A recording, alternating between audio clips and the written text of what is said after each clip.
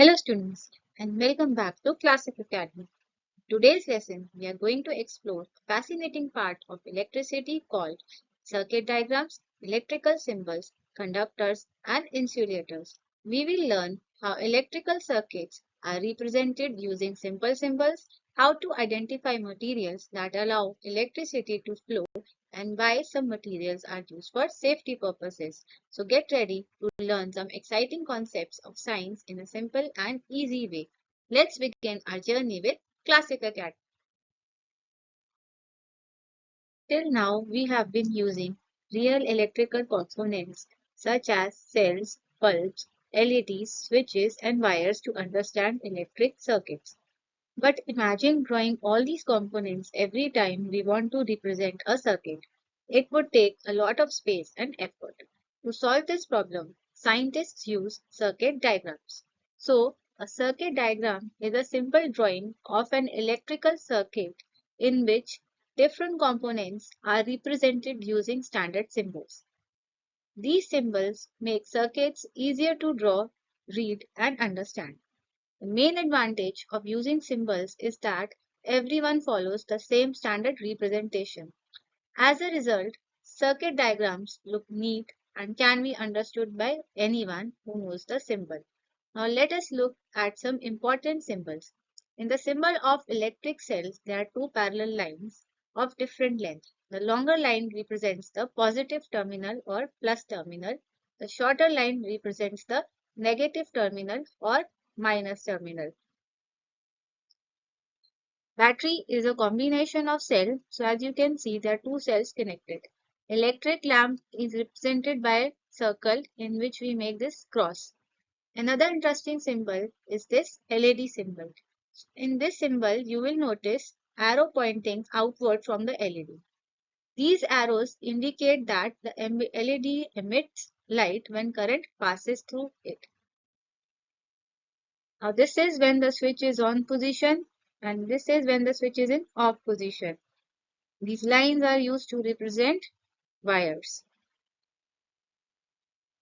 So circuit diagrams are like a special language of electricity. Instead of drawing actual components, we use these simple symbols to represent them quickly and clearly. This makes studying, designing, and understanding electric circuits much easier. Now that we know how circuit symbols work, let's see how complete electrical circuits are represented using these symbols. First, look at the circuit diagram of an electric lamp. Here is the circuit diagram of an electric lamp. The circuit contains four main components: electric cell, a switch, an electric lamp, and connecting wires. So instead of drawing the actual components, we use their standard symbols. In this circuit, one terminal of the lamp is connected to the positive terminal of the cell and the other terminal of the lamp is connected to the negative terminal of the cell through the circuit.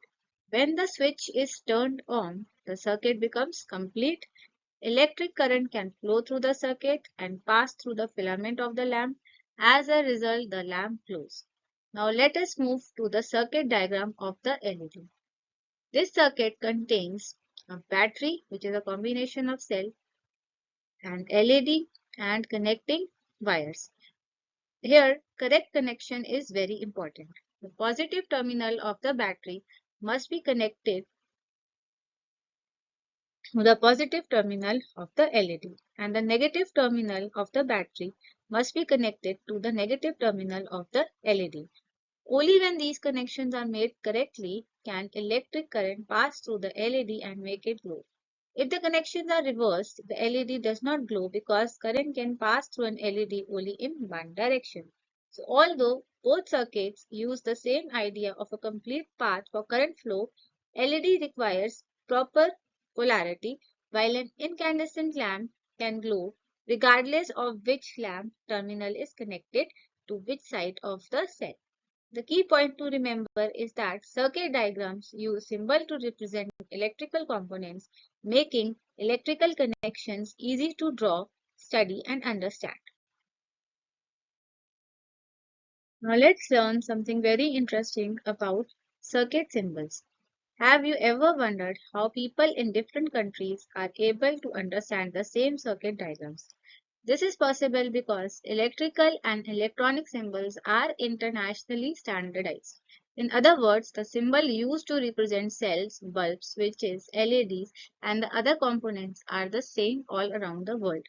Several international organizations help create and maintain these standards. Some of the most important organizations are the IEC, which stands for International Electrotechnical Commission, the ANSI, or American National Standard Institute, and the IEEE, which stands for Institute of Electrical and Electronic Engineers. These organizations ensure that engineers, technicians, scientists, and students across different countries use the same symbol while drawing and reading circuit diagrams. But why is this standardization so important? Imagine if every country used different symbols for the same electrical component. Reading circuit diagrams would become confusing and communication would be difficult. Standard symbols solve this problem by providing a common language for electrical and electronic diagrams. As a result, circuit diagrams can be understood easily by people anywhere in the world. So the key idea is that international standard symbols make electrical communication simple, clear, and universal.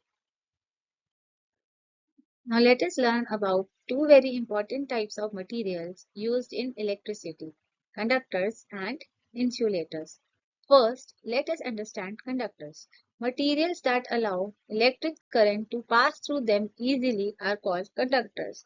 When a conductor is connected in an electric circuit, electric current can flow through it without much difficulty.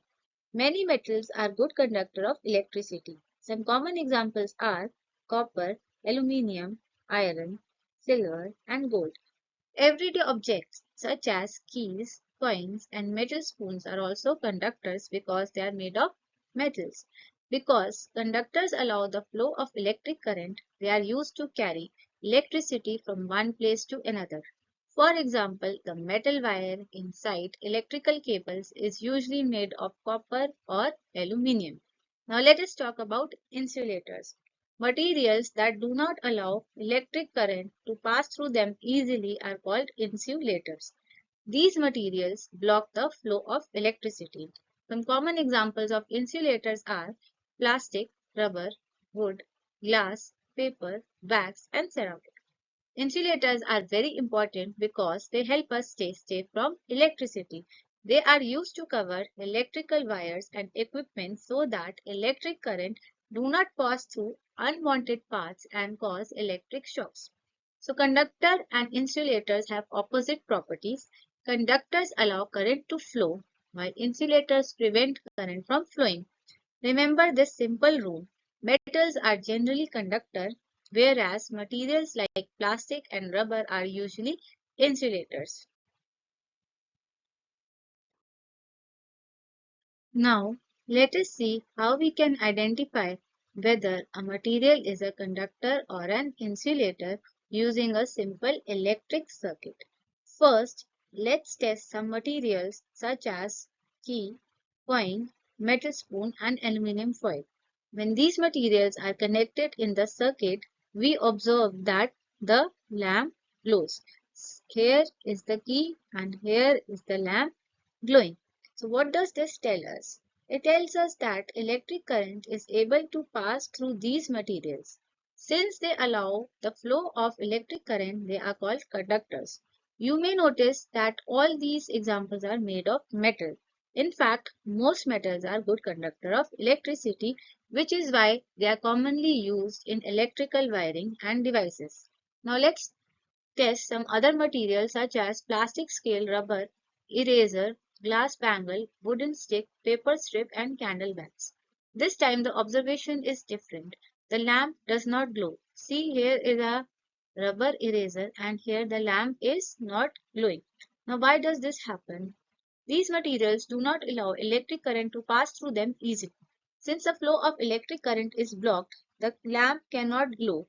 Such materials are called insulators. Insulators are very useful because they help prevent unwanted flow of electricity and protect us from electric shocks. So by simply observing whether the lamp glows or not, we can identify whether a material is a conductor or an insulator. Remember this simple rule. If the lamp glows, material is a conductor. If it does not glow, material is an insulator. Now that we know the difference between conductors and insulators, let us see how they are used in our everyday lives. First, let's talk about conductors. Conductors are materials that are used for carrying electric current from one place to another. Common examples include copper wires and aluminum wires. Have you ever wondered why electrical wires are made of copper or aluminum? The reason is simple. These materials allow electric current to flow easily through them. Because of this property, electricity can travel efficiently from the power source to electrical devices. Now let us look at insulators. Insulators are mainly used as protective coverings in electrical equipment. Common examples include plastic coverings, rubber coverings, and ceramic parts. Although the metal wire inside a cable carries electricity, we never touch the metal directly. Instead, it is covered with plastic or rubber. These materials act as insulators and prevent electric current from reaching our body. Similarly, switches, plugs, and sockets also contain insulating material to improve safety and reduce the risk of electric shocks. So, conductors and insulators work together in electrical systems. Conductors carry electricity, while insulators provide protection and safety. Remember this important idea. The inside of an electric wire is usually a conductor and the outer covering is usually an insulator. Electricity is extremely useful in our daily lives, but it must always be handled safely. Let's begin with some important electrical safety rules. First, never touch electrical appliances with wet hands. Water can help electric current pass through the body more easily, increasing the risk of an electric shock. Second, never use damaged wires or broken plugs. When the insulating covering is damaged, the conducting part inside may become exposed, making it dangerous to touch. Most importantly, always handle electricity carefully and responsibly. Following simple safety rules can help prevent accidents and keep us safe. Now let us look at some interesting facts about conductors.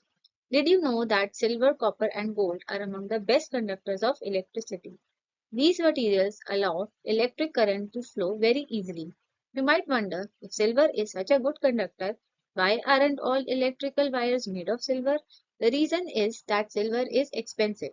Copper is widely used for electrical wiring because it is less expensive, easily available, and still an excellent conductor of electricity. This makes copper a practical choice for homes, schools, industries, and many electrical devices. So, the key takeaway is always follow electrical safety rules and remember that copper is commonly used in wiring because it offers a good balance of conductivity, availability, and cost. Dear students, this is the end of today's lesson. I hope you have learned something new, you understood it with joy, and now it's time to say bye with a smile. See you next Monday for more fun and learning.